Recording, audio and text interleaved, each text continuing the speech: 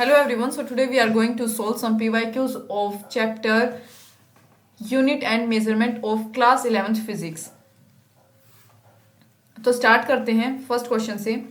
Which is the unit of thermal conductivity is. हमसे पूछा है कि थर्मल कंडक्टिविटी की यूनिट यहां हमसे पूछ रखी है, तो इसका करेक्ट ऑप्शन होगा डी. देखो ये यूनिट्स है, अब ये तो आपको याद रखनी है, हालांकि मैं बता देती हूँ एक बार, मतलब थोड़ा सा एक्सप्लेन करके ये चीज भी. स्टेडी स्टेट में जब होता है, मतलब एक स्टेडी स्टेट होती है, मतलब जो मोशन वाली स्टेट, स्टेडी स्टेट, ठीक है. तो अमाउंट ऑफ हीट जो फ्लो करता है एक फेज से दूसरे फेज में किसी भी टाइम dt में, उसको कैसे लिखा जाता है.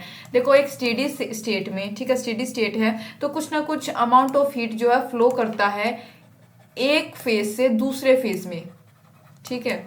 तो उस दौरान जो हीट का फॉर्मूला वो हमारे पास क्या आता है, H heat is equal to K A T1 minus T2. हाँ, ये dt टाइम पे, dt टाइम होता है जो मतलब स्मॉलेस्ट टाइम, जिसको मतलब जो स्मॉलेस्ट, मतलब d जहाँ पे लगा दी, इसका मतलब जो है वहाँ की उसकी हम बिल्कुल स्मॉलेस्ट जो है फैक्टर की वहाँ पे बात कर रहे हैं, ठीक है. तो यहाँ पे मैं क्या लिख सकती हूँ, T1 माइनस T2 dt, ये टेम्परेचर है, ठीक है, और ये अपॉन एल, ये बेसिकली फॉर्मूला है, ठीक है. ये तो फॉर्मूला है, इसमें कुछ ऐसा समझाने वाला नहीं है. तो हम इसको सोल्व करेंगे तो ये के हमारे पास होता है कोफिशिएंट होता है थर्मल कंडक्टिविटी का. तो हमारे पास इसकी यूनिट के की बेसिकली यूनिट क्या निकल के आती है, फिर हम जब लिखते हैं WMI के inverse 1 raise to power inverse 1, तो यानी कि डी हमारा करेक्ट ऑप्शन होगा, ठीक है.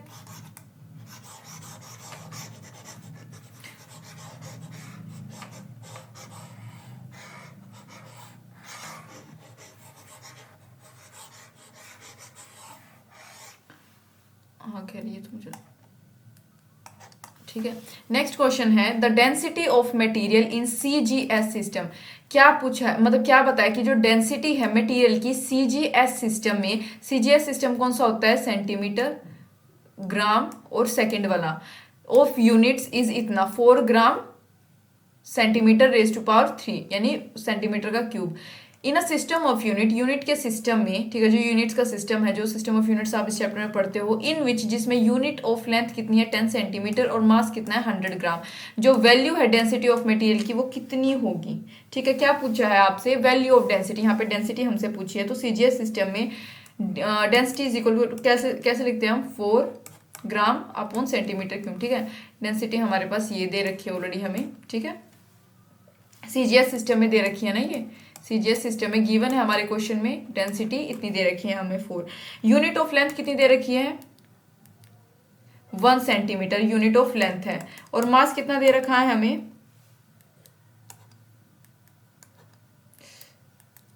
एक मिनट, ठीक है, मास कितना दे रखा है 1 ग्राम.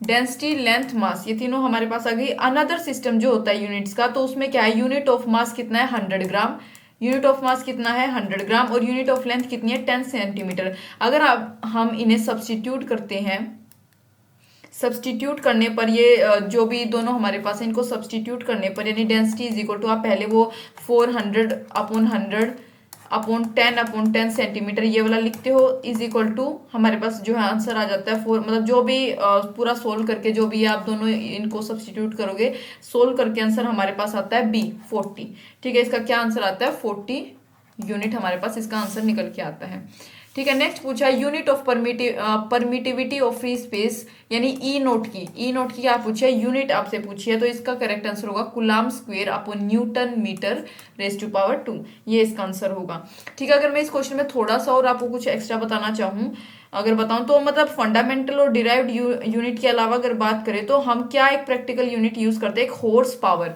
यानी कि HP. हॉर्स पावर ये एक प्रैक्टिकल यूनिट है, इसका भी हम यूज करते हैं. ये पावर की प्रैक्टिकल यूनिट होती है बेसिकली, ठीक है. प्रैक्टिकल यूनिट्स जो है वो बिलोंग कर भी सकती है किसी सिस्टम से और नहीं भी, लेकिन एक्सप्रेस उनको हम किसी भी सिस्टम ऑफ यूनिट्स में इजीली कर सकते हैं, ठीक है. ये हॉर्स पावर वाला एक मैंने आपको वैसे बता दिया, प्रैक्टिकल यूनिट होती है पावर की, ठीक है.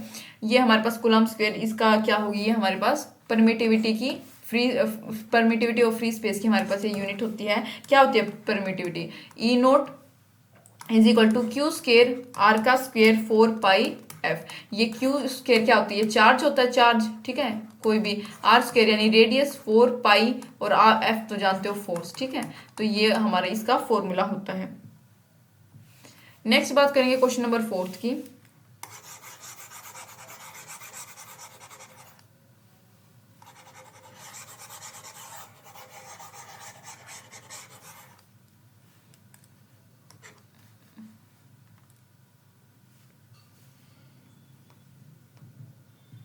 Question number 4, unit of Stefan Boltzmann constant is. तो यहाँ पे हमसे यूनिट पूछा किसकी, स्टीफन बोल्ट्जमैन कांस्टेंट की हमसे क्या पूछे, यूनिट पूछे। तो इसका आंसर होगा ए, ठीक है, W/m² के रेज टू पावर 4। तो ये इसकी यूनिट होती है। स्टीफन्स लॉ के अनुसार जो E है वो किसके इक्विवेलेंट होता है, μ/A/T4, ठीक है, इसके इक्विवेलेंट होता है स्टीफन्स लॉ के अनुसार, जहां पे E क्या है, एनर्जी डेसिपेटेड पर सेकेंड, एनर्जी डेसिपेटेड पर सेकेंड, ठीक है, और ए क्या है यहाँ पे, सरफेस एरिया, ठीक है, और टी क्या है, टी यहाँ पे एब्सोल्यूट टेम्परेचर होता है ये, और म्यू आप जानते हो, ठीक है। म्यू का ये कोई फॉर्मूला होता है, म्यू को आप ऐसे भी लिख सकते हो, E/A/T4 इज इक्वल टू, तो ई जो है हमारे पास एनर्जी, उसका ऐसा ही उसका यूनिट हम W लिखते हैं, वोट में भी लिख सकते हैं। एरिया की क्या होती है, मीटर स्क्वेयर, और टेम्परेचर की क्या होती है, केल्विन में लेते हैं हम इसको, तो K4। तो इसी के साथ हमारे पास क्या आ गया, ये हमारी यूनिट आती है, ठीक है। उम्मीद है आपको समझ आया होगा। ऐसे ही यूनिट बनाई जाती है फॉर्मूले से ही।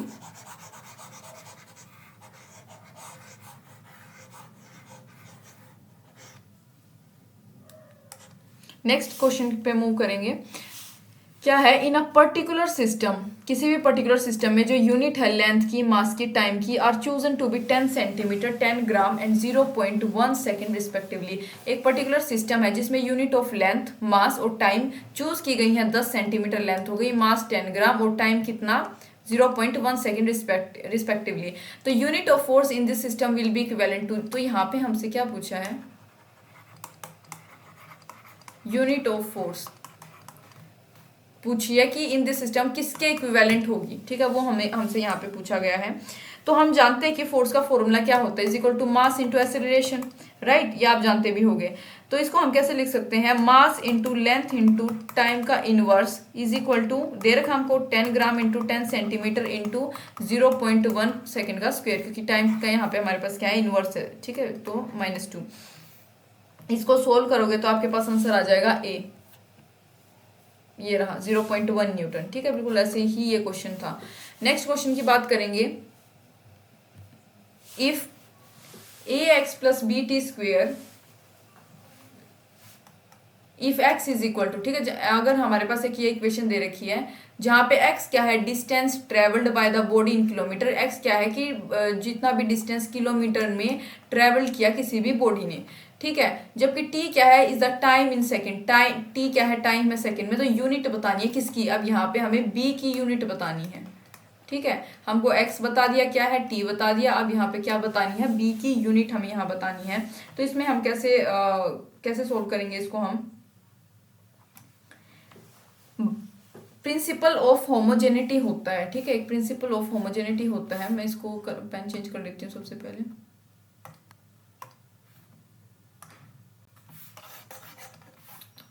एक मिनट,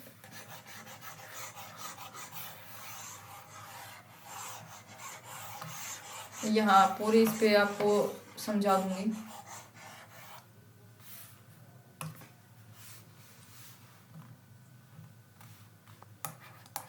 प्रिंसिपल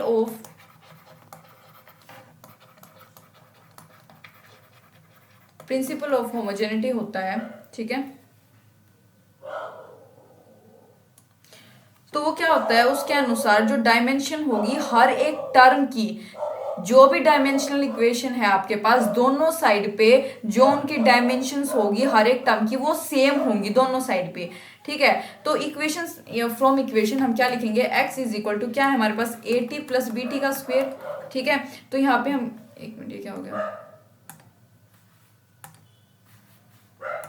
ठीक है, ये हमारे पास है already x is equal to, हमें दे रखी है इक्वेशन। तो डायमेंशन ऑफ लेफ्ट साइड क्या होगी, लेफ्ट साइड की अगर डायमेंशन की बात करूं यानी x की जो डिस्टेंस ट्रेवल्ड है वो क्या होगा l, ठीक है। और अगर डायमेंशन ऑफ राइट साइड वो क्या है, शुड बी, हमारे इस प्रिंसिपल के अकॉर्डिंग अगर लेफ्ट साइड की l है तो भाई राइट साइड की भी l होनी ही चाहिए, ठीक है। तो होमोजेनिटी लॉ के अनुसार हम क्या लिख सकते हैं, l is equal to b और t का स्क्वायर, ठीक है। तो b हमें निकालना, तो b को हम बाहर अलग से ले लेंगे, l यहाँ पे हमारे पास ऊपर रहेगा और यहाँ पे हम ये ऊपर नीचे आएगा तो क्या हो जाएगा, पॉजिटिव में आ जाएगा, ठीक है, t पॉजिटिव हो जाएगा। ये क्या हो गई, dimension of acceleration, dimension of acceleration. तो यूनिट जो होगी b की वो क्या होनी चाहिए, किलोमीटर पर सेकंड स्क्वायर, ठीक है। क्या होनी चाहिए, किलोमीटर पर सेकंड स्क्वायर। कैसे होनी चाहिए, देखो ये l यानी ये क्या होगा, किलोमीटर में आ गया, x क्या था भाई, डिस्टेंस ट्रेवल था, इसकी क्या होगी किलोमीटर, अगर हमने ये हमारा l था लेकिन था तो ये x ही, और ये t स्क्वायर यानी कि ये क्या होगा सेकंड का स्क्वायर। तो हमारे पास 6 का क्या आंसर आया, c, किलोमीटर पर सेकंड का स्क्वायर। उम्मीद है ये आपको क्वेश्चन जो है समझ आया होगा।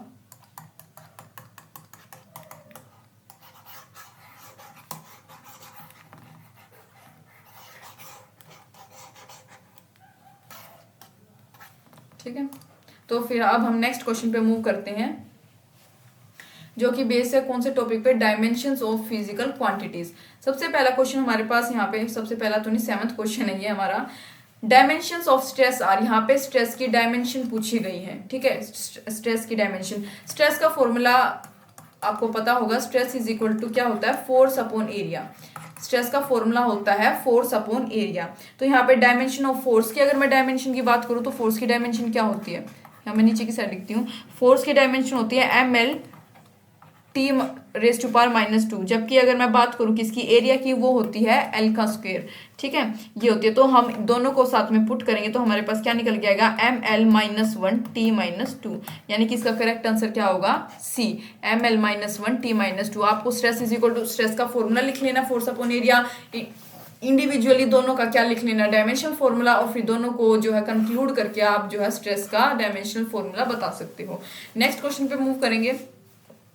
A physical quantity of dimensions of length that can be formed out of cg and ये हमारे पास क्या है, e²/4πε0 is कितना, यहाँ पे हमारे पास c क्या है, वेलोसिटी है लाइट की, g क्या है, यूनिवर्सल कांस्टेंट होता है ग्रेविटेशन का, और e क्या है, ये हमारे पास यहाँ पे चार्ज है, ठीक है। तो इससे कौन सी जो है डायमेंशनल जो है यूनिट बन सकती है हमारे पास, पहले मैं इसको इरेज कर देती हूँ, फिजिकल क्वांटिटी, सॉरी डायमेंशन नहीं, फिजिकल क्वांटिटी यहाँ पे समझाया जाएगा।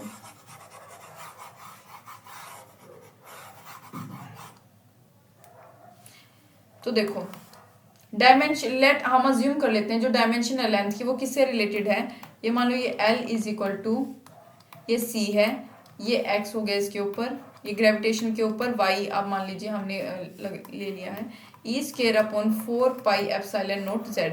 हम x y z तीनों स्टैचोमेट्रिक टर्म्स को यहाँ इसके ऊपर लगा देते हैं, ठीक है, ये l इज इक्वल टू, अब देखो e²/4πε0 को हम बाहर ले लेंगे, अंदर हमारे पास क्या रह गया, ये c क्या होता है, speed of light, speed of light का डायमेंशन फॉर्मूला ml3, टाइम का ये g क्या है, ग्रेविटेशन यूनिट इसका T-2, ठीक है। हमने इन दोनों का कंक्लूड करके यहाँ पे फॉर्मूला लिख लिया। उसके बाद जो हमारे पास आएगा l इज इक्वल टू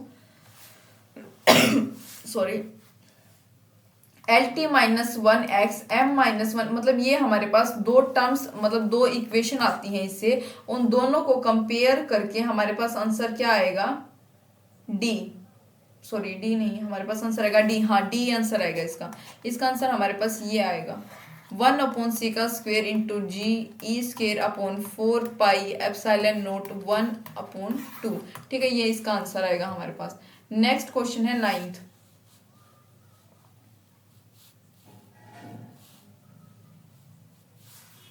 क्या पूछा है, if energy E, velocity V and time T are chosen as the fundamental quantities. अगर E एनर्जी को, V वेलोसिटी को और T टाइम को चूज किया गया फंडामेंटल क्वांटिटीज के तौर पे, तो डायमेंशनल फॉर्मूला सरफेस टेंशन का क्या होगा। अब यहाँ पे हमसे सरफेस टेंशन का क्या सॉरी डायमेंशनल फॉर्मूला पूछा है, तो यहाँ पे मैं सरफेस टेंशन का फॉर्मूला लिख देती हूँ। सबसे पहले क्या होता है, force upon length,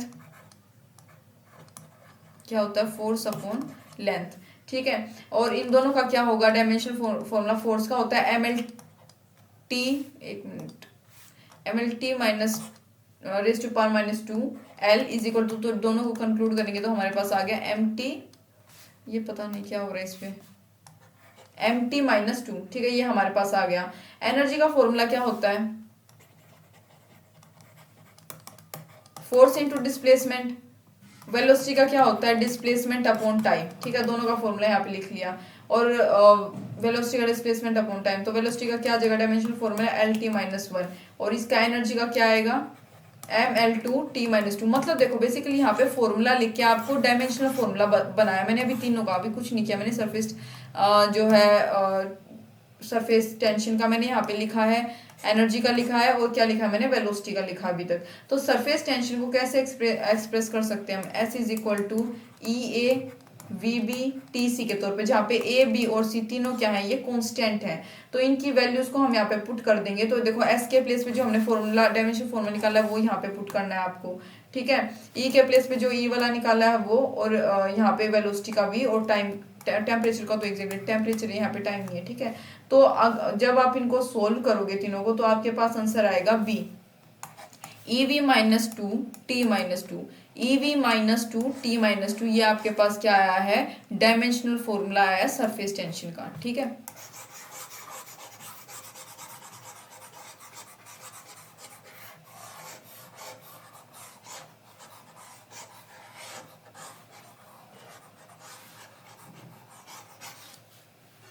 next question पे मूव करेंगे, 10th क्वेश्चन। हाँ मैं थोड़ा सा और आपको बता देती हूँ एक दो बात और इसके बारे में। जो लेंथ मास और टाइम है वो मतलब उनको चूज किया गया फंडामेंटल क्वांटिटीज के तौर पे मैकेनिक्स में, ठीक है। मतलब इनफैक्ट अगर हम बात करें, जो 3 क्वांटिटीज है जो हमारे मैकेनिक्स में पढ़ते हैं, फिजिक्स मैकेनिक्स में, उनको टर्म्ड किया गया है फंडामेंटल एज वेल एज, मतलब अदर जो क्वांटिटीज बच गई उसकी, उनको भी मतलब हम एक्सप्रेस कर सकते हैं इन तीनों की टर्म्स में। तो फोर्स, एक्सीलरेशन, उनको फोर्स को और एक्सीलरेशन को हमने फंडामेंटल क्वांटिटीज के तौर पे लिया गया है, हमने लिया, जिन्होंने भी लिया था सेट किया था इनको। और मास को डिफाइन किया गया है as force, and acceleration will be termed as derived quantities, ठीक है। अब नेक्स्ट बात करेंगे 10th क्वेश्चन की, विच इज अगर डायमेंशंस जो है क्रिटिकल वेलोसिटी यानी VC, क्रिटिकल वेलोसिटी होता है VC of a liquid flowing through a tube से फ्लो कर रहे हैं, उनको एक्सप्रेस किया गया है ऐसे, ठीक है। तो जहाँ पे N रो और R the coefficient of viscosity, ये तीनों क्या है, इसके कोफिशिएंट है लिक्विड के, viscosity of liquid, density of liquid, and radius of tube respectively. ये एन क्या है, विस्कोसिटी ऑफ लिक्विड, ये रो क्या है यहाँ पे, डेंसिटी ऑफ लिक्विड, और आर क्या है, रेडियस ऑफ ट्यूब रिस्पेक्टिवली। तो वैल्यूज बतानी है एक्स, वाई और जेड की, ठीक है। तो क्या आएगी यहाँ पे, तो देखो अगर हम डायमेंशनल मेथड लगाएं तो हम कैसे लिख सकते हैं इसको, VC is equal to NX rho P rho Y R Z, ठीक है। तो डायमेंशन ऑफ क्रिटिकल वेलोसिटी अगर हम लिखे तो कैसे लिख सकते हैं, V0 is equal to LT minus 1, ठीक है। और कोफिशिएंट ऑफ विस्कोसिटी क्या होता है, N is equal to F6/RV। ये जो है आगे हमारे चैप्टर आते हैं 11th और 12th में, तब ये फॉर्मूले और ये सब कुछ वहाँ पे जो है अच्छे से डिराइव्ड फॉर्म में वहाँ पे मिलते हैं हमको। यहाँ पे फर्स्ट चैप्टर में सिर्फ जो है या आपको बेसिक दे रखा है कि आप स्टार्टिंग में इनको थोड़ा सा याद रखो, बाकी यहाँ पे कुछ नहीं समझा रखा फर्स्ट चैप्टर में कि ये विस्कोसिटी वगैरह क्या चीज़ है, ठीक है। तो आप वैसे याद रख लें। तो डायमेंशन जो है एन की वो क्या होगी, आप दोनों की जो दोनों डायमेंशन होंगी इनकी निकाल के दोनों को आप जब कोरिलेट करोगे तो उससे हमारे पास आंसर निकल के आएगा क्या, D, यानी कि 1 -1 और -1, ये 3 हमारे पास आएंगी किसकी, X Y और Z की, ठीक है। नेक्स्ट बात करेंगे 11th क्वेश्चन की। If force F, velocity V and time T are taken as fundamental units, अगर फोर्स को, वेलोसिटी और टाइम को हमने फंडामेंटल यूनिट्स के तौर पर लिया तो डायमेंशन बतानी है मास की, ठीक है। मास की डायमेंशन, फोर्स क्या होता है, force is equal to mass into acceleration, ठीक है। और मास क्या होता है, mass is equal to force upon acceleration, हम लिख सकते हैं। तो यहाँ पे मास क्या होगा, force upon velocity upon time, ये आप लिख सकते हो यहाँ पे। तो हमारे पास क्या आएगा, F V minus one T, यानी कि डी इसका करेक्ट आंसर होगा। ठीक है, तो यहाँ पे क्या है, डायमेंशन बताई हमने। Pair of quantities having same dimension, ये हमारे पास 12th क्वेश्चन है। पेयर ऑफ क्वांटिटीज जिसके पास सेम डायमेंशन हो, कौन सी होती हैं ऐसी। तो यहाँ पे हमारे पास इसका आंसर है डी, वर्क एंड टॉर्क। दोनों की जो क्या है क्वांटिटीज होती हैं वो सेम होती है। देखो वर्क का क्या फॉर्मूला होता है, force into displacement. Dimension formula इसका होता है ये। ठीक है, जबकि टॉर्क का क्या होता है, फोर्स इंटू फोर्स आर्म, यानी कि क्या लिख सकते हो, मास इंटू एक्सीलरेशन इंटू लेंथ। इसका भी फॉर्मूला क्या होगा, ml2t-2। तो दोनों का डायमेंशन फॉर्मूला एक जैसा होता है, तो ये क्या है, वर्क एंड टॉर्क आएगा। नेक्स्ट है हमारे पास 13th question, dimensions of mu naught E naught raise to power -1/2r। Dimension बतानी है अब इसकी हमें। ठीक है, तो यहाँ पे देखो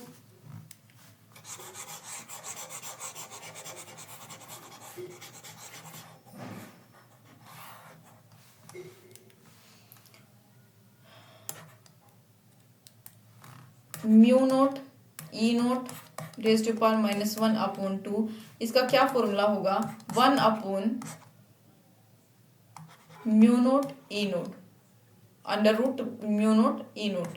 और यहाँ पे is equal to C. C क्या होता है, speed of light. E naught क्या होता है, परमिटिविटी ऑफ फ्री स्पेस। और म्यू नोट क्या होता है, परमिएबिलिटी ऑफ फ्री स्पेस। ठीक है, दोनों अलग अलग टर्म है ये। तो डायमेंशंस की अगर मैं बात करूँ तो ये होगी LT-1, यानी कि सी। करेक्ट ऑप्शन इसका होगा सी। नेक्स्ट बात करें, dimension of 1/2 E naught E का square where E naught is, यहाँ पे ये ई नोट क्या होगा, ये एप्सिलॉन नोट होता है। ठीक है, E naught is permittivity of free space and E is electric field. ठीक है, हम जानते हैं इज, ये 12th क्लास का फर्स्ट चैप्टर में जो है ये इलेक्ट्रिक फील्ड और ये ई नोट एप्सिलॉन नोट वगैरह वहाँ पे पढ़ते हैं हम। ठीक है, तो यहाँ पे ये रिप्रेजेंट करता है एनर्जी डेंसिटी को। ये जो हमें दिया है यहाँ पे, ये एनर्जी डेंसिटी को रिप्रेजेंट करता है एक्चुअली। किसको, एनर्जी डेंसिटी को।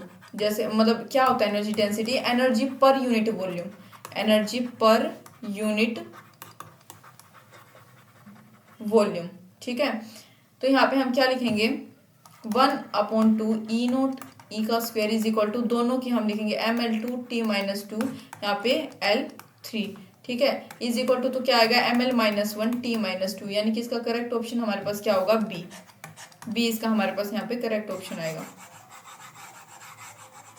ये कुछ इंपॉर्टेंट डायमेंशंस है, अगर ज़्यादा समझ में ना आ पाए तो याद करने में ही फायदा है इनको। ठीक है, नेक्स्ट बात करेंगे 15th क्वेश्चन की। If the dimensions of a physical quantity are given by, ऐसे ठीक है, ऐसे दे रखे हैं, तो फिजिकल क्वांटिटी विल बी, तो मतलब ये किससे, मतलब किन को सिंबलाइज कर रही है। ठीक है, कौन सी टर्म्स क्वांटिटीज को ये क्या है, सिंबलाइज कर रही है। सिंबलाइज कर, आपको देख के क्या लगता है कि कौन सी, क्या यहाँ पे अच्छे से ए बी और सी के प्लेस पे कोफिशिएंट के तौर को मतलब प्लेस पे पुट होना चाहिए, और क्यों कौन सी क्वांटिटी यहाँ पे आनी चाहिए। ठीक है, तो यहाँ पे हमारे पास मैं आपको बता देती हूँ, आंसर इसका होगा डी, प्रेशर। क्यों, देखो प्रेशर का फॉर्मूला क्या होता है, फोर्स अपॉन एरिया। यहाँ पे अगर हम इसका फॉर्मूला लिखे तो कैसे लिखेंगे, फोर्स का लिख दोगे ml-1 L2। ठीक है, एरिया का यहाँ पे इसको लिखोगे तो आएगा ml-1t-2। तो यानी यहाँ पे ए बी सी तीन आगे कोफिशिएंट, ए का कोफिशिएंट क्या है हमारे पास 1, बी का कोफिशिएंट क्या है -1 और सी का कोफिशिएंट क्या है -2। तो ये किससे मैच हो रहा है भाई, प्रेशर से मैच हो रहा है। तो इसका करेक्ट ऑप्शन क्या होगा, डी।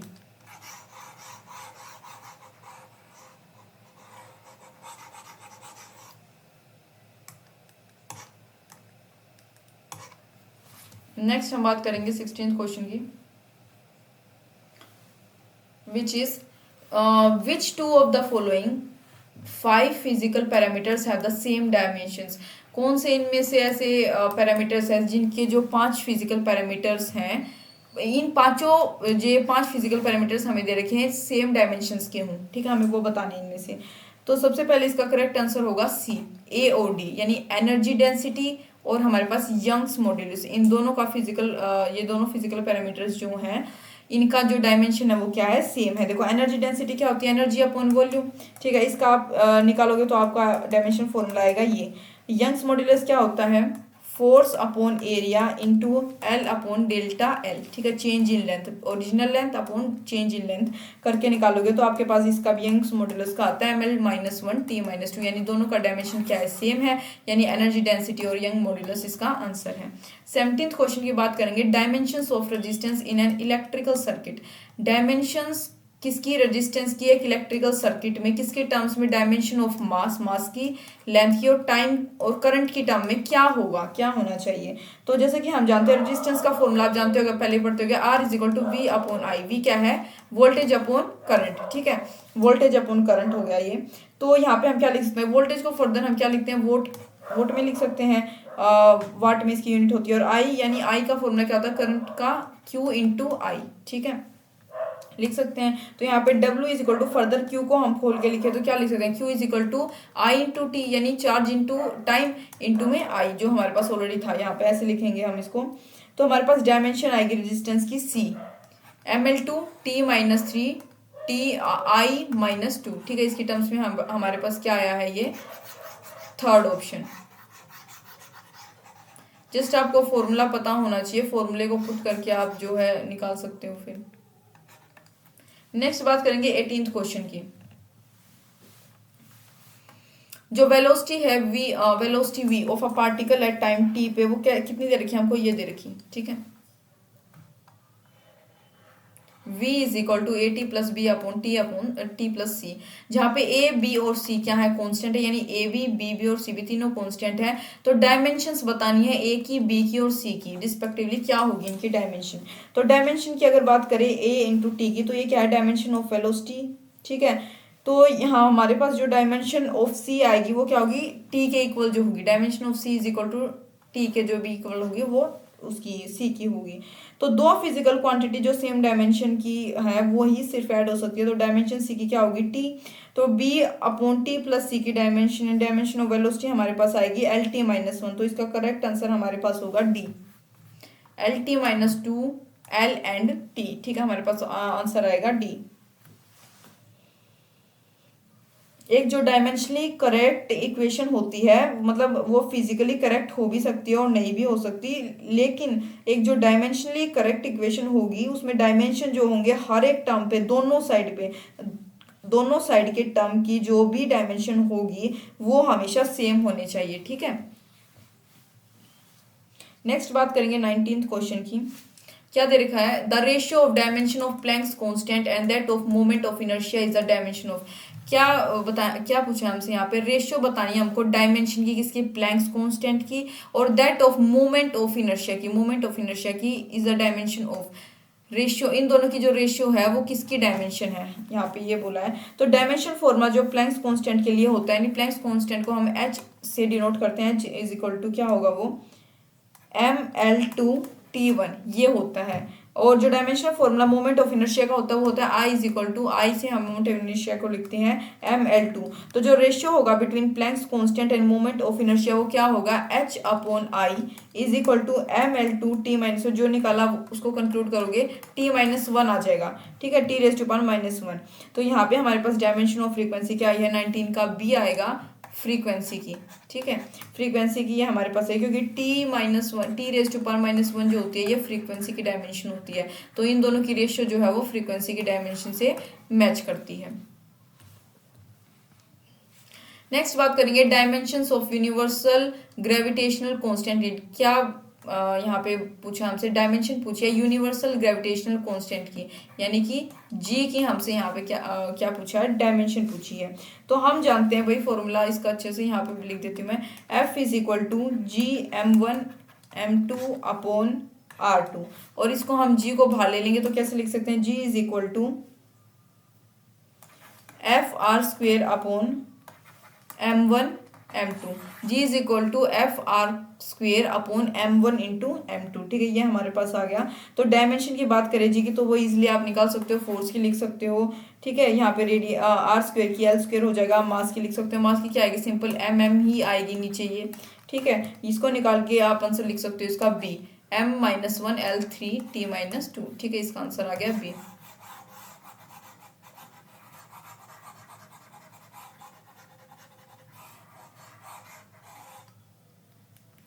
नेक्स्ट क्वेश्चन की बात करेंगे, dimension of Planck's constant are same as, dimension जो है प्लैंक्स कांस्टेंट की वो सेम है एज, प्लैंक्स कांस्टेंट मैंने अभी बताया था पीछे एच से जिसको हम डिनोट करते हैं। हम जानते हैं ई का फॉर्मूला क्या होता है भाई, E is equal to H V, अभी आप नहीं जानते होगे आगे चैप्टर्स में होता है, क्योंकि नहीं भाई फर्स्ट चैप्टर में पता नहीं इतना क्यों कंक्लूड कर रखा है ये चीज़ें। E is equal to H, ठीक है, ये फ्रीक्वेंसी होता है एच वी, मैं इसको वी तो नहीं कहती इसको, ठीक है, इसको क्या बोलते हैं, ठीक है, जो भी है ये फ्रीक्वेंसी है बाकी, ठीक है, आप ये समझ लेना। ये E is equal to energy is equal to Planck's constant into frequency, ये होता है। तो इसको हम कैसे लिख सकते हैं, H is equal to E upon V भी हम इसको लिख सकते हैं, और E का भी यहाँ पे आपको E और V दोनों का डायमेंशनल फॉर्मूला लिख लेना है। V यानी फ्रीक्वेंसी का क्या है, T-1, अभी ऊपर मैंने यही बताया था T-1 फ्रीक्वेंसी का फॉर्मूला होता है, इस क्वेश्चन में हमने वही बात की है, ठीक है, अगर आपको याद है तो T-1, और E का क्या होगा ML2 T-2। तो यहाँ पे आप इन दोनों को कंक्लूड करोगे तो इसका फॉर्मूला क्या निकलेगा, इन दोनों का फॉर्मूला निकलेगा ML2 T-1। अब एंगुलर मोमेंटम क्या होता है, एंगुलर मोमेंटम का फॉर्मूला होता है ई ओमेगा, इसको हम ओमेगा बोलते हैं, डब्लू नहीं होता, ये ओमेगा होता है, ई ओमेगा, ठीक है। तो इसका फॉर्मूला क्या आएगा, ML2 T-1 इज मतलब इसको हम कंक्लूड करेंगे इनटू में, तो हमारे पास आएगा ML2 T-1, यानी कि इसका आंसर आएगा डी, एंगुलर मोमेंटम जो हमारे पास ये निकल के आई है ML2 T-1, ये किसका जो है वो होती है, किसकी डायमेंशन है, ये है भाई एंगुलर मोमेंटम की डायमेंशन, प्लैंक्स कांस्टेंट की भी और एंगुलर मोमेंटम की भी, ठीक है। नेक्स्ट क्वेश्चन पे मूव करते हैं, which one of the following groups, कौन सा ग्रुप है जिनके पास quantities do not have the same dimension, मतलब ऐसी कौन सी यहाँ इसमें क्वांटिटीज है जिनकी डायमेंशन जो है सेम नहीं है इनमें से, तो इसका आंसर है सी, फोर्स और इम्पल्स की जो डायमेंशन है वो सेम नहीं होती, फोर्स की डायमेंशन होती है MLT रेज टू पावर -2, जबकि इम्पल्स की डायमेंशन होती है MLT रेज टू पावर -1, तो दोनों की डायमेंशन क्या है यहाँ पे अलग है।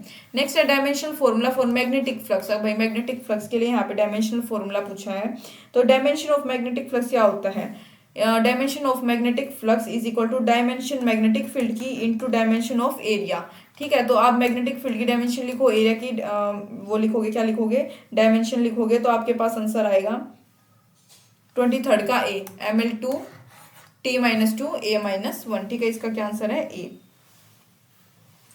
नेक्स्ट बात करेंगे, जो फोर्स है F on a sphere of radius A is moving in a medium with velocity V, जो the force F on a sphere, force F जो है एक स्फीयर पे, ठीक है, स्फीयर ऑफ रेडियस जिसकी रेडियस क्या है, ये ए, रेडियस ए है, मूव कर रहा है एक मीडियम पे with velocity V is given bye, कि कोई मतलब किसी भी वेलोसिटी के साथ, ठीक है, मूव कर रहा है, ये इसका रेडियस, बाय फोर्स, कितनी फोर्स के साथ, F is equal to 6 pi N A, ये एन नहीं होता वैसे, इसको एन नहीं बोलते, ठीक है। डायमेंशंस ऑफ एन यानी ये कोफिशिएंट होता है, विस्कोसिटी का कोफिशिएंट होता है ये, ठीक है, विस्कोसिटी का क्या होता है, ये कोफिशिएंट होता है।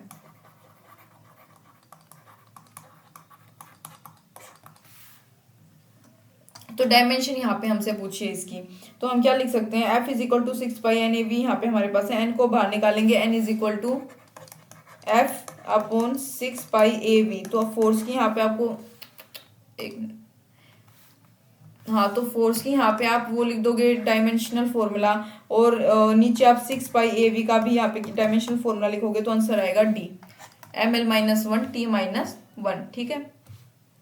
नेक्स्ट है 25th, an equation is given as P plus A upon V square is equal to B radian upon V, where P pressure, V volume, और ये अपना क्या है radian is equal to angle, ये sorry theta is equal to theta is equal to absolute temperature. अगर A और be constant है तो डायमेंशन बताना है ए का डायमेंशन क्या होगा, dimension of A will be, तो अकॉर्डिंग प्रिंसिपल ऑफ होमोजेनिटी जो मैंने आपको बताया था, इसके अनुसार जो दोनों साइड पे क्वांटिटी है डायमेंशन की वो सेम होनी चाहिए। तो अगर डायमेंशन ऑफ पी की मैं बात करूं, dimension of P should be equal to dimension of A upon V square according to law of homogeneity, यानी प्रिंसिपल ऑफ होमोजेनिटी के अनुसार ऐसा होना चाहिए। तो पी का फॉर्मूला क्या होता है भाई, force upon area is equal to dimension of A upon V square. तो यहाँ पे आप जब इनकी डायमेंशन लिखोगे तो इसका करेक्ट आंसर आपके पास आएगा 25th का ए, यानी कि ml5t-2, ठीक है, ये फॉर्मूला आएगा।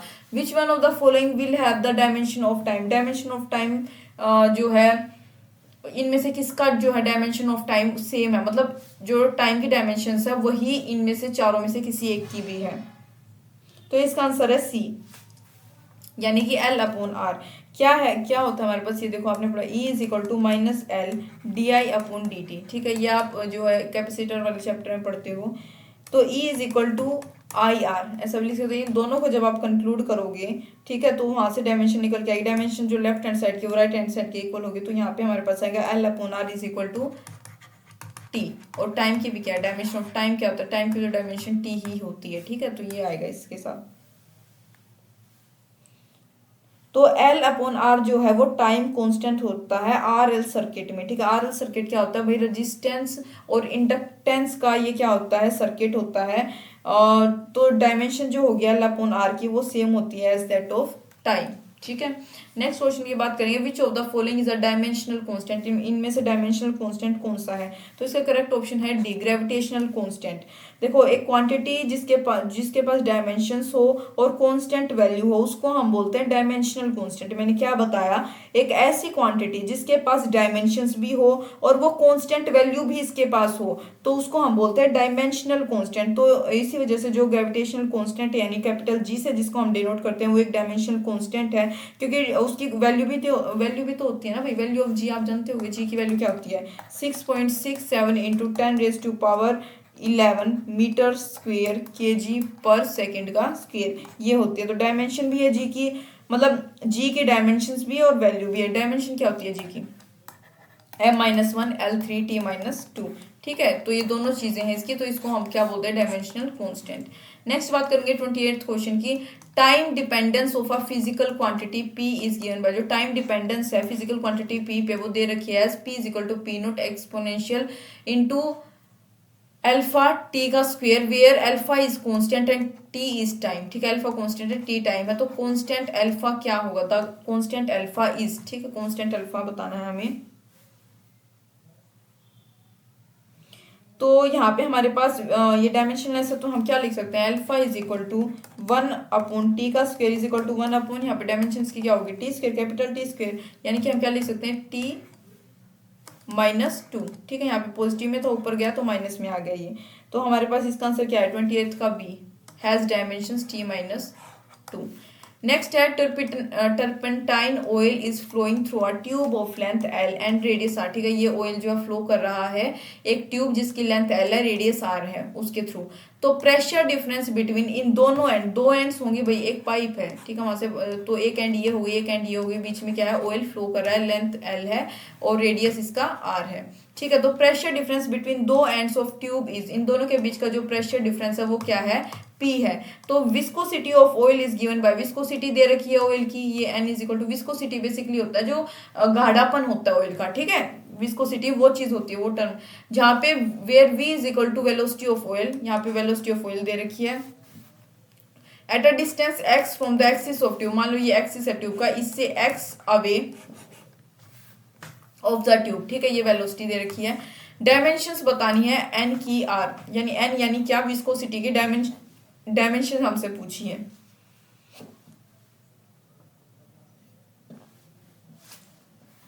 इसका फॉर्मूला होगा ml-1t-1।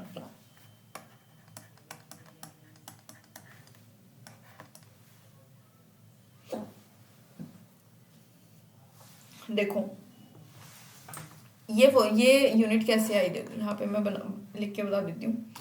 Viscosity is equal to, जो हमें यहाँ डिस्क्रिप्शन दे रखे है उसके अनुसार हम यहाँ फॉर्मूला बना रहे हैं, पी आर का स्क्वायर माइनस एक्स का square upon 4pl।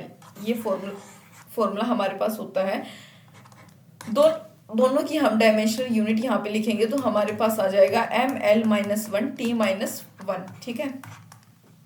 Principal of homogeneity के अनुसार, जो ये मैं फिर से बता देती हूँ, left hand side must be equivalent to right hand side, ठीक है। आप दोबारा मेरे को ये एक्सप्लेन करने की जरूरत नहीं है।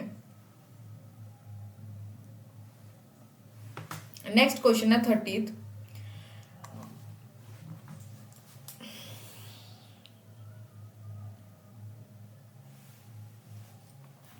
P P रिप्रेजेंट करता है रेडिएशन प्रेशर को, ठीक है। P रिप्रेजेंट करता है किसे, रेडिएशन प्रेशर को। C रिप्रेजेंट करता है स्पीड ऑफ लाइट को। S रिप्रेजेंट करता है रेडिएशन एनर्जी को, ठीक है, जो कि स्ट्राइकिंग यूनिट एरिया पर सेकेंड होती है।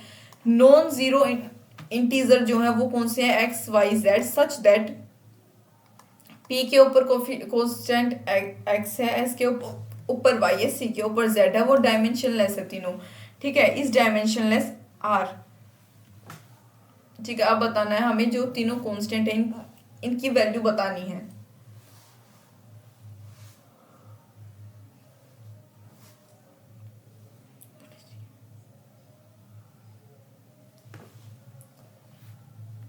एक्सप्रेशन को आप कैसे लिख सकते हो, ये पहले इसको इरेज कर देती हूँ मैं।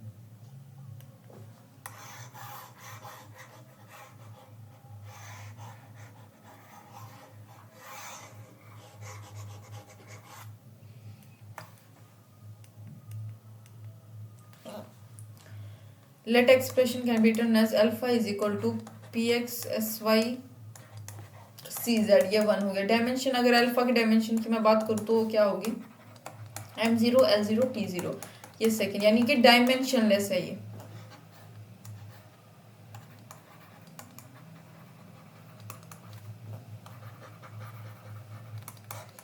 Dimension of radiation pressure P की बात करूँ, उसका फॉर्मूला होता है फोर्स अपॉन एरिया, ठीक है। अगर आपको थोड़ी सी डिस्टर्बेंस हो रही हो तो I am really very sorry, actually मेरे को थोड़े हिकअप्स, हिचकी आ रही है, काफ़ी टाइम हो गया, I don't know why. Force का डायमेंशनल फॉर्मूला क्या होता है, ml t-2, अब तक तो ये आपको याद हो गया होगा, मैंने बहुत बार लिख चुकी हूँ मैं। तो हमारे पास ये आएगा ml-1 t-2, ठीक है, जब हम इसको कंक्लूड करेंगे। अब बात करेंगे dimension of radiation energy per unit area, यानी ये पर यूनिट टाइम और एरिया। तो हमारे पास ये क्या होता है, S is equal to energy upon area into time. आप इन तीनों का जो है क्या लिखोगे, डायमेंशनल फॉर्मूला लिखोगे तो आएगा m t-3। अब dimension of speed of light की बात करूँ, C का होगा क्या, LT-1। तो इक्वेशन 1 जो थी उसमें हमें क्या मिला, मतलब इक्वेशन 1 और 2 दोनों को कंक्लूड करके हमारे पास इसका आंसर आया C, यानी कि क्या आंसर आया C। x की 1, y की वैल्यू -1 और z की भी +1, ठीक है। नेक्स्ट क्वेश्चन हमारे पास क्या है, 31st। Dimensional formula for permeability mu is given bye, permeability mu का जो डायमेंशनल फॉर्मूला है वो यहाँ पे हमसे पूछा गया है, क्या होगा, परमिएबिलिटी ऑफ फ्री स्पेस, यानी कि म्यू नोट की यहाँ पे बात करूँ तो उसका फॉर्मूला होता है 2 pi into force into distance upon current, यानी आई का स्क्वायर इंटू लेंथ। तो डायमेंशनल फॉर्मूला इसका क्या होगा, मी नोट का, इसके अनुसार आप डायमेंशनल फॉर्मूला बनाओगे तो आएगा ml-t-2 a-2, यानी कि इसका आंसर क्या आया, ये फर्स्ट वाला option 1 is correct.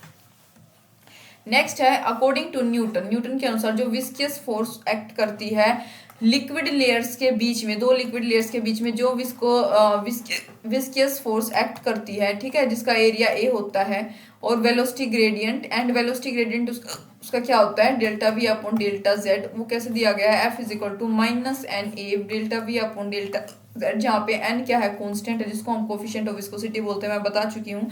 Dimensional formula बताना है विस्कोसिटी का, भाई बहुत बार हम ये अब विस्कोसिटी का डायमेंशनल फॉर्मूला कर चुके हैं, तो एज इट इज आपको याद रहना चाहिए d ml-1 t-1, ठीक है।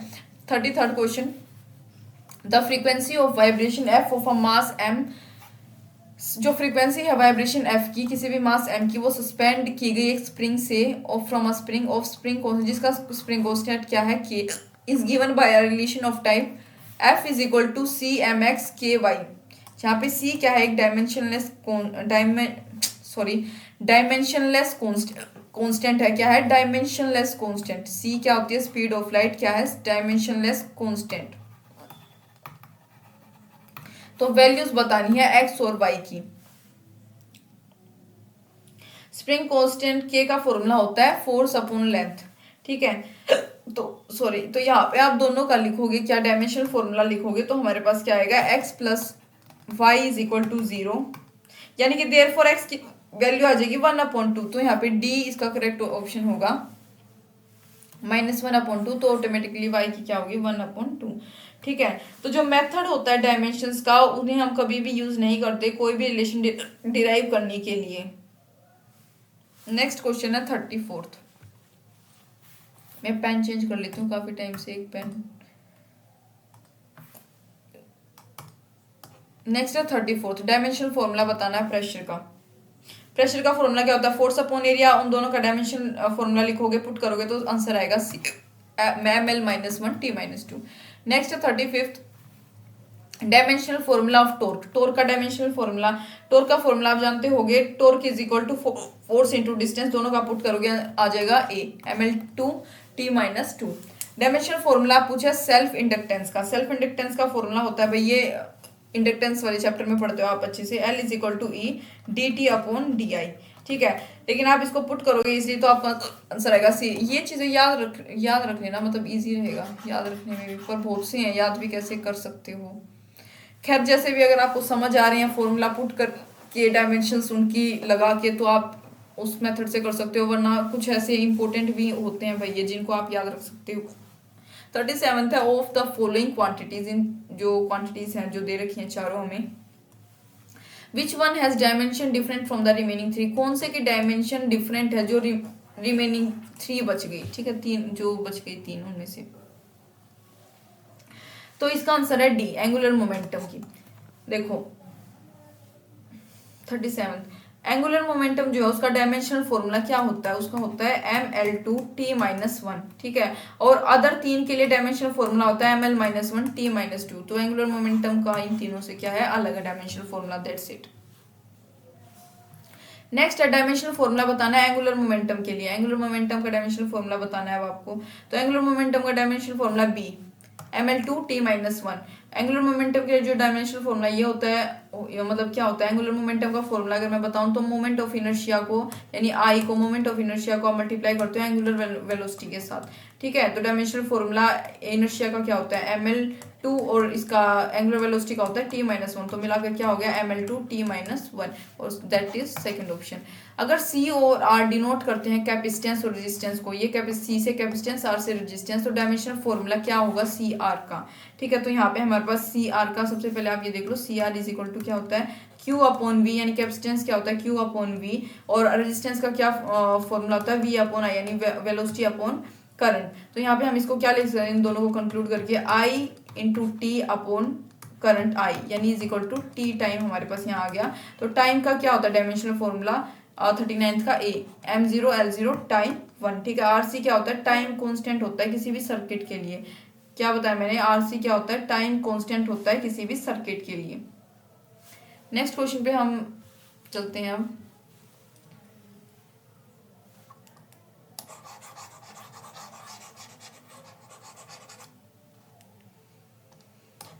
40 question, taking into account of significant figures, इनको अकाउंट में लो, what is the value of, मतलब अगर हम इनको माइनस करें तो क्या हमारे पास वैल्यू आएगी। देखो मतलब सब्ट्रैक्शन के दौरान जो नंबर होता है डेसिमल का, डेसिमल प्लेसेस पे जो नंबर होता है, in the result should be equal to number of decimal places of that term in operation. देखो ये हमारे पास क्या देखा है 9.99, माइनस करना है 0.0099, इजिली आप माइनस करके हमारे पास आंसर आता है 9.9801। ये आ गया हमारे पास। As the least number of decimal places, least number decimal places का क्या है 3 होता है। ठीक है, तो सो आंसर शुड बी 9.98, तो आंसर भी क्या होना चाहिए 9.98। हमारे पास जो लीस्ट नंबर है वो 3 है। ठीक है, क्या है हमारे पास जो least number of decimal places है वो 3 है, तो जो हमारे पास आंसर आएगा वो भी 3 डिजिट का होना चाहिए, यानी कि 9.98 मीटर, यानी कि ए इसका करेक्ट आंसर है। नेक्स्ट है screw gauge has least count of, least count हमारे पास दे रखा है स्क्रू गोज का 0.01 mm, और जो देर आर 50 डिवीजन, और इसके जो सर्कुलर स्केल में कितनी है 50 डिवीजन हैं, तो पिच बतानी है स्क्रू गोज की कितनी होगी। देखो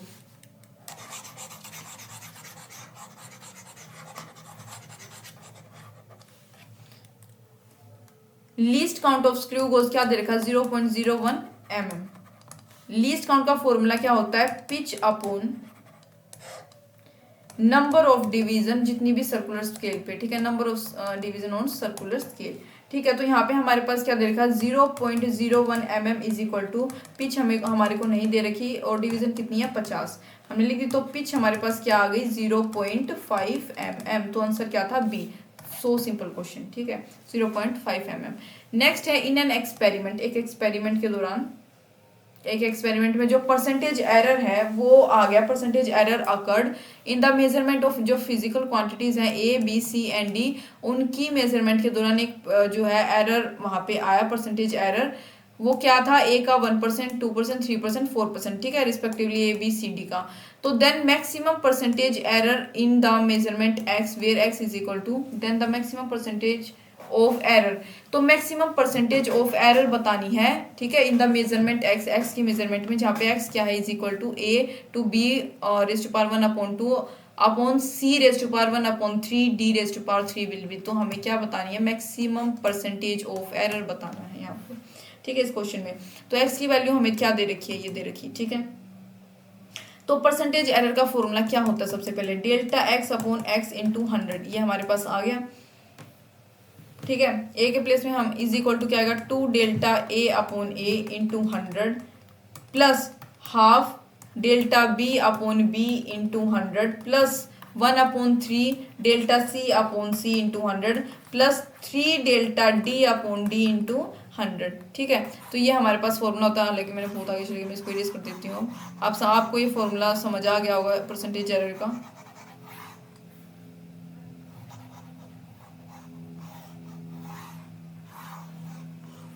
ठीक है। तो इस फॉर्मूले के अनुसार जब हम ये पुट करेंगे, हमारे पास 1 2 3 4 ये तीनों टर्म दे रखी है, तो 2 into 1% plus half into 2% plus 1/3 into 3% plus 3 into 4% करके आंसर आ जाएगा 16%, यानी 42 का ऑप्शन करेक्ट कौन सा होगा, बी 16%। नेक्स्ट बात करेंगे 43rd क्वेश्चन की। तो main scale of a vernier capillaries has an divisions, ठीक है, एन डिविजन्स है पर सेंटीमीटर। कोई मेन स्केल जो है वर्नियर कैलिपर्स का, और उसके पास कितनी एन डिविजन्स है पर सेंटीमीटर, ठीक है। जो एन डिवीजन है वर्नियर स्केल की, वो कोइंसाइड करती है किसके साथ, n-1 division of main scale. N division जो है वर्नियर स्केल की, उसने कोइंसाइड किया किसके साथ, n-1 डिवीजन जो है उसके मेन स्केल की उसके साथ। तो लीस्ट काउंट बताना है वर्नियर कैपिलरीज का, क्या होगा, कैलिपर्स का, ठीक है, सॉरी कैपिलरीज कह रही हूँ मैं बार बार इसको।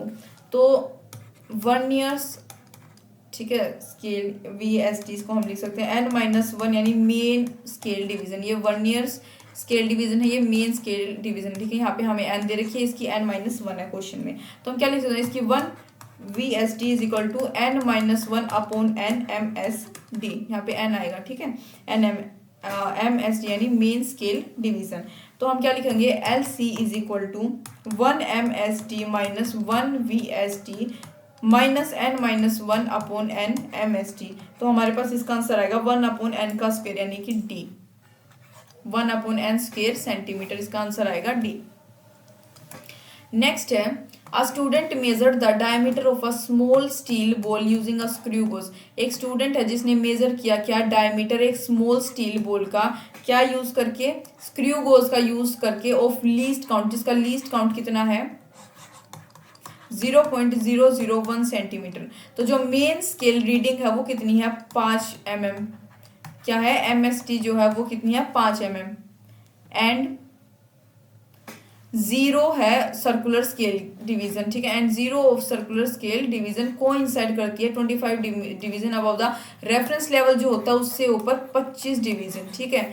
अगर स्क्रू गोज के पास 0 एरर है कितने का, -0.004 सेंटीमीटर का, तो करेक्ट डायमीटर बोल का क्या होगा, हमें यहाँ क्या बताना है, करेक्ट डायमीटर। तो डायमीटर ऑफ बोल क्या होगा, देखो मेन स्केल रीडिंग को सर्कुलर स्केल रीडिंग के साथ प्लस करोगे और into least count minus 0 error, यानी कि मैं यहाँ लिख देती हूँ 0.5 सेंटीमीटर जो मेन स्केल की रीडिंग है, 25 जो कि सर्कुलर स्केल की रीडिंग है, इनटू में लीस्ट काउंट क्या है ये हमारे को दे रखा, ठीक है, लीस्ट काउंट ये होता है, माइनस में 0 एरर क्या देखा है -0.04, इसको सोल्व करोगे आंसर आएगा 0.529, यानी कि सी इसका करेक्ट आंसर है, ठीक है, ये था बस। नेक्स्ट बात करेंगे 45th क्वेश्चन की। In an experiment 4 quantities, 4 quantities हैं A B C O D, उनको मेजर किया गया with percentage error 1 2 3 and 4 respectively.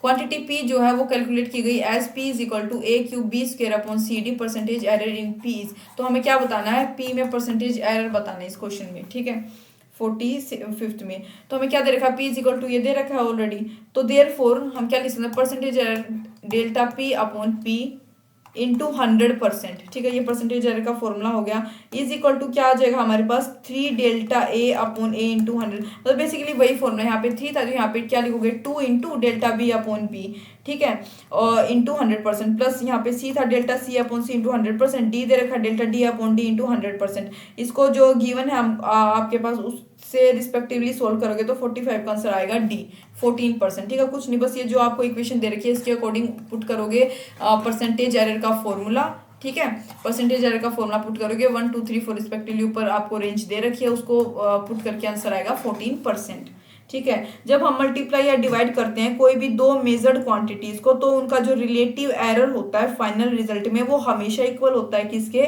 जो सम होता है ना रिलेटिव एरर्स का, ठीक है, जो मेजर्ड क्वांटिटी में उसके इक्वल होता है। और जब हम ऐड या सब्ट्रैक्ट करते हैं कोई भी दो मेजर्ड क्वांटिटीज को, जो उनका एब्सोल्यूट एरर होता है फाइनल रिजल्ट में वो हमेशा किसके इक्वल होता है, to the sum of absolute error in the measured quantities, ठीक है। नेक्स्ट मूव करेंगे 46 क्वेश्चन पे, which is if the error in the measurement of radius of a sphere is इतना, अगर एरर जो है मेजरमेंट में किसी भी रेडियस के 2% का है तो then the error in determination, तो डिटर्मिनेशन में किसके वॉल्यूम के कितना एरर होगा स्फीयर के, ठीक है, कितना आएगा हमारे पास उसका। तो गिवन एरर हमारे पास क्या है, एरर जो है measurement of radius of space में कितना है, यानी रेडियस में है, तो हम क्या लिख सकते हैं delta r upon r into 100 is equal to क्या है 2% ऑलरेडी दे रखा है 2%। वॉल्यूम ऑफ स्फीयर क्या होता है, वॉल्यूम का फॉर्मूला क्या होता है, v is equal to sphere का 4/3 पाई आर का क्यूब, ठीक है आप जानते होंगे। एरर इन वॉल्यूम में क्या लिख सकते हैं, delta v upon v into 100, यानी कि अब हम क्या लिखेंगे, यहाँ पे लिख देती हूँ +-3 delta r upon r into 100 is equal to क्या लिखेंगे 3 इंटू 2% हमें दे रखा है, यानी +-16%। तो 46 का हमारे पास आएगा 16, तो 46 का हमारे पास आएगा बी 6%, ठीक है 6% हमारे पास यहाँ पे 3 2 6, ठीक है हमारे पास आंसर आया इसका 6।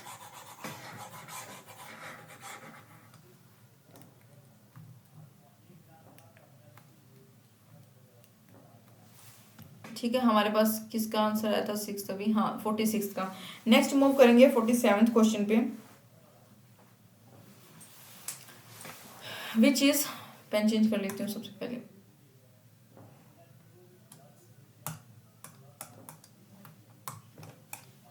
Density of a cube is measured by measuring its mass, जो डेंसिटी है किसी भी क्यूब की उसको मेजर किया गया बाय मेजरिंग उसका मास और लेंथ जो है साइड्स की मेजर करके। अगर मैक्सिमम एरर जो है मेजरमेंट ऑफ मास और लेंथ में वो 4% और 3% का है रिस्पेक्टिवली, तो जो मैक्सिमम एरर होगा मेजरमेंट ऑफ डेंसिटी में, डेंसिटी विल बी, तो वो क्या होगा, ठीक है। यहाँ पे हमारे पास हमसे पूछा तो हम जानते हैं, मैं इसको कहाँ लिख के देखूँ, यहाँ लिख देती हूँ, ठीक है इसको यूज कर दूंगी। डेंसिटी का फॉर्मूला क्या होता है भाई, मास अपॉन वॉल्यूम।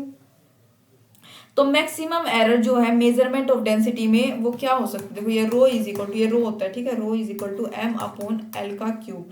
तो delta rho upon rho is equal to delta m upon m plus 3 delta l upon l, ये हमारे पास फॉर्मूला आ गया। तो परसेंटेज एरर की अगर मैं बात करूं डेंसिटी में, इन डेंसिटी, तो वो क्या आएगा परसेंटेज एरर इन मास के इक्विवेलेंट, यानी कि +3%, यानी +3, यानी कि जो परसेंटेज एरर है किसमें, लेंथ में, लेंथ का जो परसेंटेज एरर है। तो आप क्या लिख सकते हो यहाँ पे 4 + 3 इंटू 3, यानी कि 3 3 जा 9, कहाँ गया 3 3 जा 9, ठीक है 4 + 9 कितना हो गया 13%, ठीक है। तो इसका आंसर हमारे पास क्या आया करेक्ट, पहले मैं इसको यहाँ से इरेज कर देती हूँ।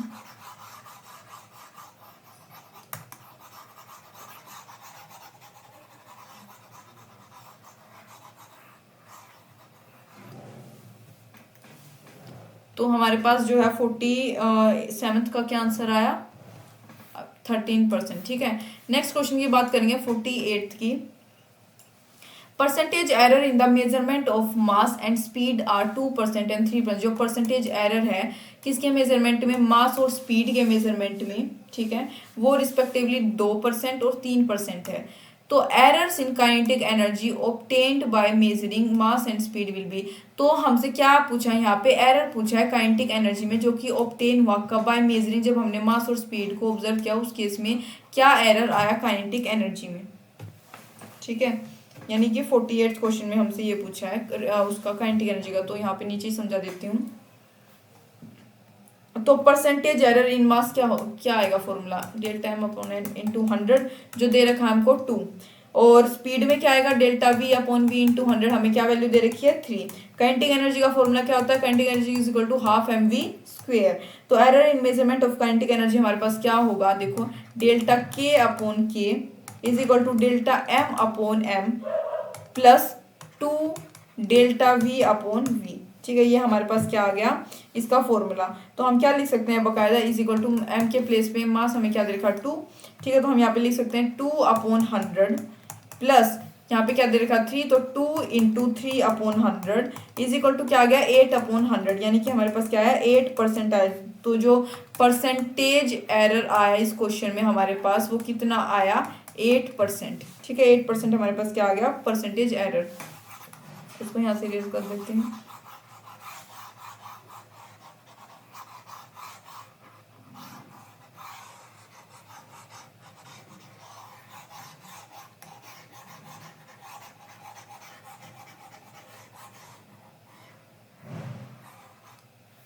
ठीक है, तो यहाँ पे हमारे पास क्या आ गया 48 में 8%। नेक्स्ट क्वेश्चन की बात करेंगे अब हम 49th। In a vernier calliper n divisions of vernier scale coincide. एक वर्नियर कैलिपर है, ठीक है, जिसकी एन डिविजन्स जो है वर्नियर स्केल की, उसने कोइंसाइड किया n-1 division of main scale division, ठीक है, MSD के साथ, ठीक है। तो लीस्ट काउंट बताना है इंस्ट्रूमेंट का क्या होना चाहिए। अब हमसे पूछा है कि लीस्ट काउंट जो है इंस्ट्रूमेंट का क्या होना चाहिए। तो सबसे पहले फॉर्मूला लिखते हैं, least count is equal to 1 MSD, यानी कि एक main scale division minus 1 vernier scale division, ठीक है, ये लीस्ट काउंट। तो 1 MSD माइनस हमें VSD की क्या दे रखी है already n-1 upon n MSD, ठीक है, इसकी इतनी दे रखी है। तो हम क्या लिखेंगे इसको 1 अपॉन n, ठीक है, 1 upon n MSD is equal to क्या आ जाएगा हमारे पास, इसको सोल्व करके हमने लिखा है 1 अपॉन n MSD, क्योंकि ये LCM के बाद 1 अपॉन n हो गया, ठीक है। तो हमारे पास क्या आएगा 1 अपॉन n इंटू MSD की कितनी दे रखी है हमको वैल्यू 1 अपॉन 10, ठीक है, 10 सेंटीमीटर। तो हमारे पास क्या आ गया 1 अपॉन 10n, ठीक है। हमारे पास क्या आंसर आया 1 अपॉन 10n आया। तो जो स्मॉलर वैल्यू होती है ना लीस्ट काउंट की, जितनी स्मॉलर वैल्यू होगी लीस्ट काउंट की, उतनी ज़्यादा उसकी एक्यूरेसी होती है मेजरमेंट की। ऑब्वियसली भाई जितना लीस्ट काउंट आप लीस्ट काउंट की जो वैल्यू कम होगी उतनी ज़्यादा क्या होगी मेजरमेंट की एक्यूरेसी बढ़ेगी। एक्यूरेसी होती है कि मतलब स्पष्टता और करेक्शंस की, मतलब जो उसकी प्रोबेबिलिटी होती है। तो एक्यूरेसी जो है मेजरमेंट की वो हायर होती है जब नंबर ऑफ सिग्निफिकेंट फिगर जो होती है वो डेसिमल, मतलब डेसिमल के बाद हो मेजरमेंट में, ठीक है, जो लार्जर हो डेसिमल के बाद हो। पहले इसको इरेज कर देते हैं।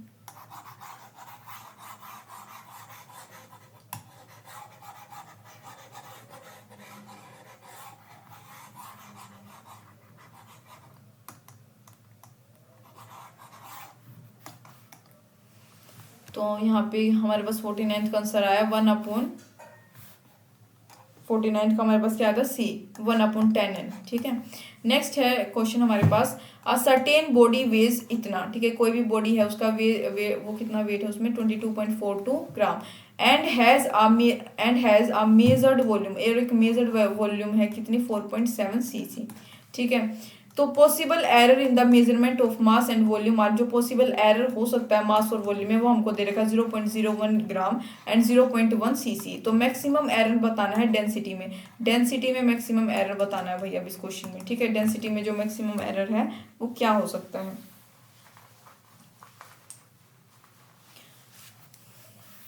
पेन चेंज कर लेते हैं। तो डेंसिटी का क्या फॉर्मूला होता है, डेंसिटी इज इक्वल टू, यानी d is equal to mass upon volume.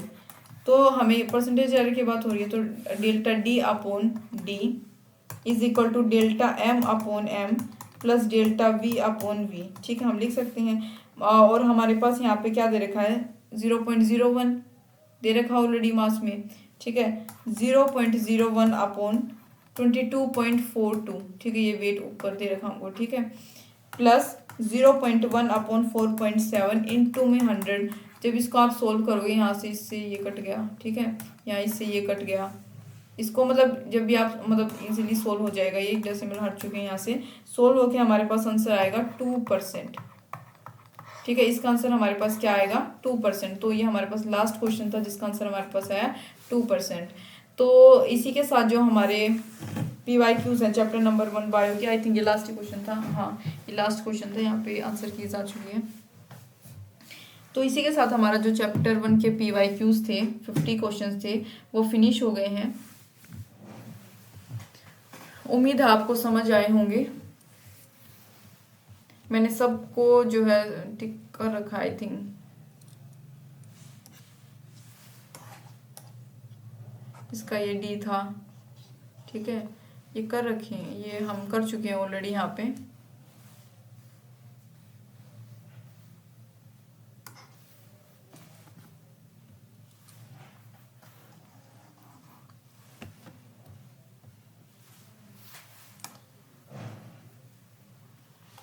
तो थैंक यू फॉर वॉचिंग।